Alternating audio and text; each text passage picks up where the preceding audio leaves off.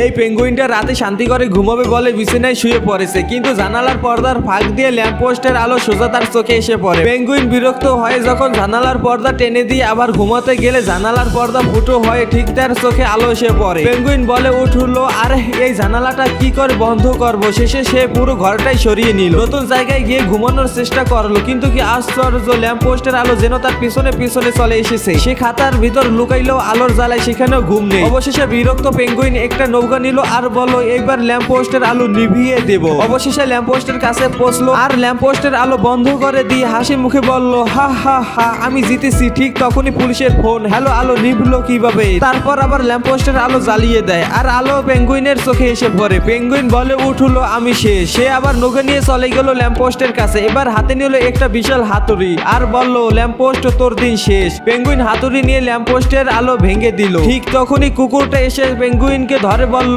চলো বাড়ি যাও, আর জোর করে পেঙ্গুইনকে বাড়ি পাঠিয়ে দিল।